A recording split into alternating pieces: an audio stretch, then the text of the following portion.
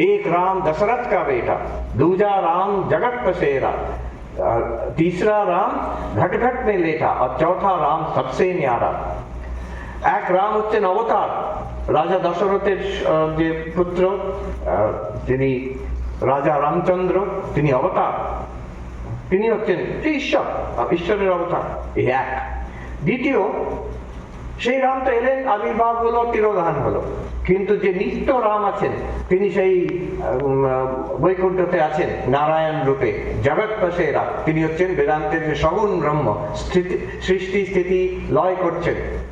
ব্রহ্মসূত্রে আছে জন্মাদ্যস্য যতঃ অস্য জগত জন্ম স্থিতি ভঙ্গ যস্মাৎ তদ ব্রহ্ম। ব্রহ্ম কি? এই বিশ্ব ব্রহ্মাণ্ডের স্থিতি, উৎপত্তি, স্থিতি আর লয় যাতে হয় সেই হচ্ছে ব্রহ্ম। সে হচ্ছে আরেক রকম রাম, সেই রাম ওখানে আছে। আবার বলছেন থার্ড রাম ঘট ঘট পে লেটা, প্রত্যেক এন্টিটি সর্বত্র তার সবকিছুর মধ্যে কণায় কণায় সে রাম বসে আছে, প্রত্যেক জীবের মধ্যে, লিভিং অ্যান্ড নন লিভিং। এটা দেখুন, রামানুজ থেকে কিন্তু এক স্টেপ এগিয়ে গেলেন। রামানুজ এই অব্দি এলেন যে অচ্চ অবতারে সেখানে নারায়ণ আছে। এখন কবির দাস বলছে সবাইকার মধ্যে রাম আছে। আবার চতুর্থ বলছেন চৌথা রাম সবসে ন্যারা, এই সবের পারে, তাই beyond time space and causation, যে নির্গুণ নিরাকার ব্রহ্ম, 4 রকম রাম হয়। আমরা দেখি বেদান্ত এক কথায় বলতে গেলে তত্ত্বমসি, তুমিই সেই।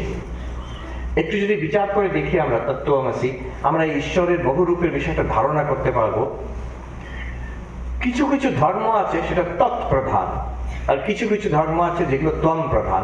স্পিরিচুয়ালিটি দু রকমের হয়, একটা ঈশ্বর কেন্দ্রিক, I am searching for god, এই সবের পেছনে কি আছে, ঈশ্বর কেন্দ্রিক। কারা এরকম? যারা ঈশ্বর কেন্দ্রিক ধর্ম, যেমন হিন্দুইজমে অনেক ঈশ্বর কেন্দ্রিক ধর্ম আছে, মানে অনেক ঈশ্বর কেন্দ্রিক সম্প্রদায় আছে, শৈব, শাক্ত, গণপত্য, বৈষ্ণব, এরা হচ্ছে সব ঈশ্বর কেন্দ্রিক। ঈশ্বর কি? শিব। ঈশ্বর কি? কালী, দুর্গা। ঈশ্বর কি? নারায়ণ। তো এটা হচ্ছে তৎপ্রধান, ঈশ্বর কেন্দ্রিক। ক্রিশ্চিয়ানিটি ঈশ্বর কেন্দ্রিক, ফাদার ইন হেভেন, ঈশ্বর কেন্দ্রিক। ইসলাম ঈশ্বর কেন্দ্রিক, আল্লাহ আছে। Judaism, Jehovah, ঈশ্বর কেন্দ্রিক। These are all God-centered religions. Zoroastrianism, God-centered religion. তৎ পদার্থ প্রধান, এইভাবে যদি আমরা বেদান্তের ভাষাতে বলি, এই সব ধর্ম তাতে এই করে আছে। আবার অন্যরকম ধর্ম আছে, ঈশ্বর ছাড়াও ধর্ম হয়, সেও ঈশ্বরের আরেক রূপ। কেমন?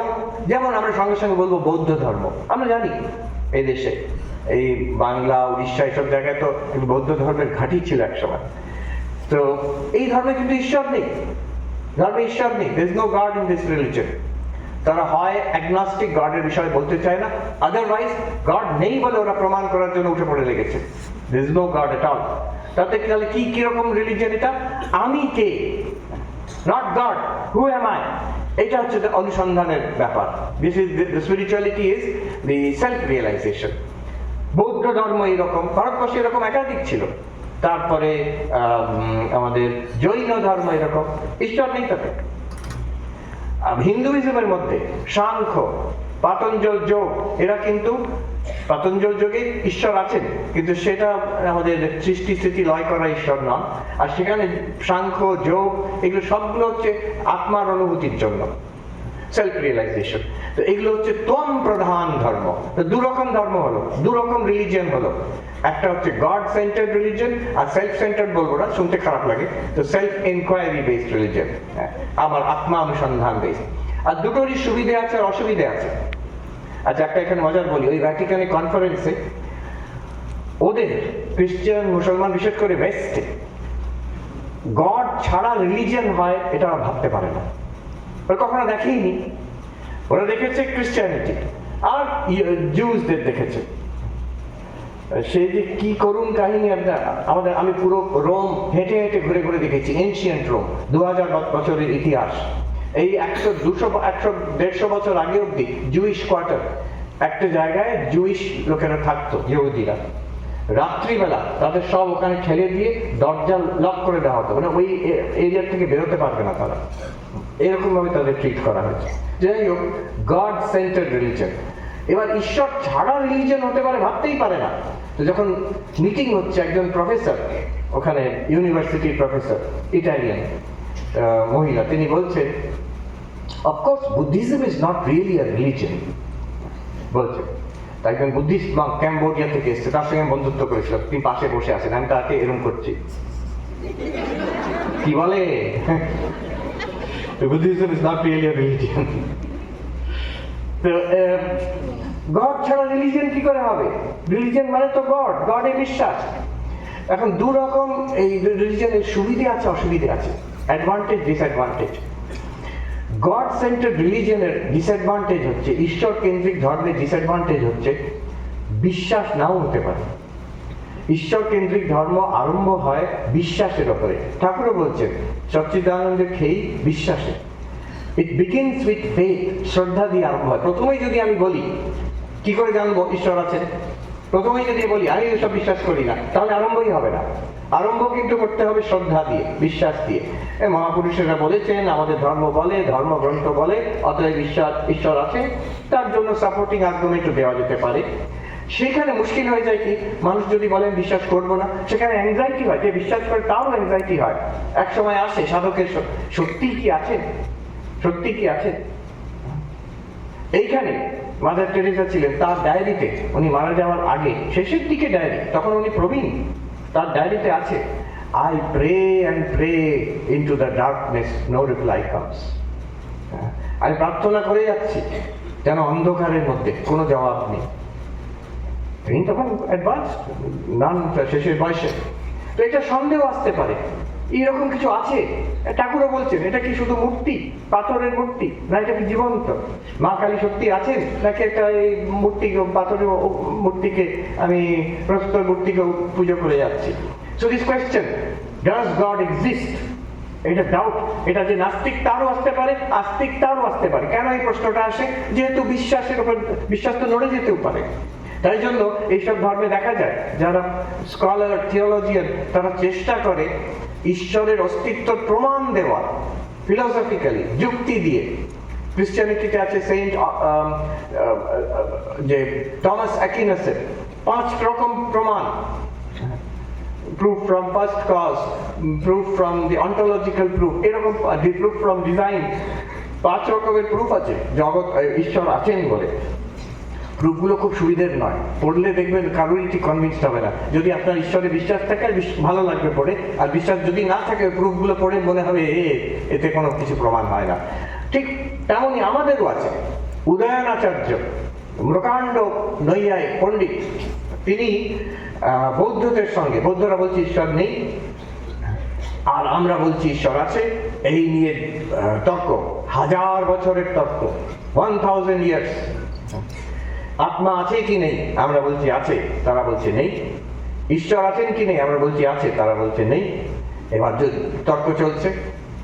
আমার মনে আছে হার্ভার্ড ইউনিভার্সিটিতে একজন প্রফেসরের ক্লাস আমি করতে যাব, আমার যিনি অ্যাডভাইজার বললেন যে তুমি ভেবে দেখো, ওই প্রফেসর ইজ ফর্মিডেবল, মানে ভীষণ ডেন্স, ওনার প্রচন্ড কঠিন ওনার লেখা। তুমি পড়েছো? হ্যাঁ, ওনার বই একটা আছে, আমি পড়ার চেষ্টা করেছি, পুরো শেষ করতে পারিনি, এত কঠিন বই। বইয়ের নামটা শুনুন, বইয়ের নাম হচ্ছে against a Hindu God, professor Parimal Patil. Against a Hindu God, সেটা কি? বৌদ্ধ দার্শনিকদের যে যুক্তি, ঈশ্বরের বিরুদ্ধে যে যুক্তি, সবগুলো সেটার উপর বইটা লিখেছে। কঠিন বই, এগেইনস্ট আ হিন্দু গড। প্রায় 800-900 বছরের যুক্তি একসঙ্গে তিনি করেছেন। সেই উদয়নাচার্য 9খানা, একটা প্রমাণ নয়, 9খানা প্রমাণ দিয়েছেন ঈশ্বর আছেন বলে।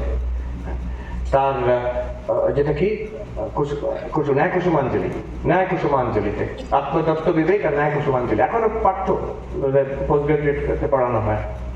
সেই তিনি একবার কথা আছে, জগন্নাথ পুরীতে গেছেন উদয়নাচার্য, আর তখন ভোগ নিবেদন হচ্ছে, তো জগন্নাথ পুরী দরজা বন্ধ। তখন উদয়নাচার্য বিরক্তি, একটু মজা করি, বিরক্তিতে বলছেন, যখন বৌদ্ধরা আক্রমণ করে তুমি আমার স্মরণে এসে গেল, আমাকে বাঁচাও, প্রমাণ করো যে আমি আছি, আর এখন আমি দর্শন করতে এসেছি, তুমি দরজা বন্ধ করে দিলে। তো যুক্তি দিয়ে প্রমাণ করতে হয়। কেন? সন্দেহ হয়, আছেন তো। আচ্ছা, উল্টো দিকে কিন্তু এই সমস্যাটা নেই। যারা আত্মানুসন্ধান, তম পদার্থ প্রধান যে দর্শন, যে ধর্ম, আমি আছি এটা কারো সন্দেহ নেই। এটা ডেকার্ট বলেছিলেন, কজিটো এরগো সুম, that I my own existence, আমার নিজের অস্তিত্ব একমাত্র জিনিস যেটা বিষয় আই এম টোটালি সার্টেন। কারোর কোনোদিন সন্দেহ হয়নি যে আমি আছি কিনা। কেউ কেউ বলে আচ্ছা আমি, তাহলে বেদান্ত বলছে আমি নেই, এটা মূর্খের কথা। এই যে এটাকে বলে বদাতো ব্যাঘাতা, বললেই নিজেকে কন্ট্রাডিক্ট করে দাও। যেমন আমি যদি বলি আমি কথা বলতে পারি না, এটা বলছি আমি, হয়ে গেল, প্রমাণিত হয়ে উল্টো কন্ট্রাডিকশন, বদাতো ব্যাঘাতা বলে এটাকে। আমি নেই কেউ বলতে পারে না, বললেই তো হয়ে গেল যে তুমি আছো বলে। নিজের অস্তিত্বের কোনো সন্দেহ নেই। অতএব কেউ 5টা proof, 5 proofs of the existence of myself, 9 proofs of the existence of myself কেউ দেয় না। কিন্তু সমস্যা সেখানে যে আমার অস্তিত্ব অ্যাবসলিউটলি সার্টেন, তো তাতে হলোটা কি? সেই অস্তিত্বটাই তো সমস্যা। আমার financial problem, relationship problem, wifi নেই, সেটা একটা বড় প্রবলেম। সত্যি আমেরিকায় আমি দেখেছি হোমলেস পার্সন, সে এক জায়গায় বিরাট বড় চকচকে মল, সেখানে বাইরে পড়ে আছে রাস্তাতে। ওখানে কেন বসে আছে? বলছে ওখানে ওয়াইফাইটা ভালো ধরে, ওই মলটার ওয়াইফাইটা ভালো ধরে। হ্যাঁ, তার টাকা নেই, তার বাড়ি নেই, তার খাওয়ার ঠিক নেই, সে কিন্তু ওয়াইফাই পেয়েছে। তো আমার অনেক রকম সমস্যা, আমি আছি কিন্তু আমার অস্তিত্ব অনেক সমস্যায় আমি জর্জরিত, অনেক সমস্যায় জর্জরিত। আর ঈশ্বর, তার কোনো সমস্যা নেই, তিনি সর্বজ্ঞ, সর্বশক্তিমান, সর্বব্যাপী, omniscient, omnipotent, omnipresent। একটাই সমস্যা শুধু, আছেন কিনা সন্দেহ আছে। এইটা দেখুন। এবার অদ্বৈত বেদান্ত কি করে? তত্ত্বমসি, অদ্বৈত বেদান্ত বলছে ঈশ্বরের অনন্ত, তিনি অনন্ত, omnipresent, omniscient, omnipotent, কিন্তু তার অস্তিত্ব সন্দিগ্ধ। আমাদের অস্তিত্ব অসন্দিগ্ধ, no doubt about it, we exist, কিন্তু আমরা সসীম, আমরা অতি লিমিটেড, আমরা সমস্যায় জর্জরিত।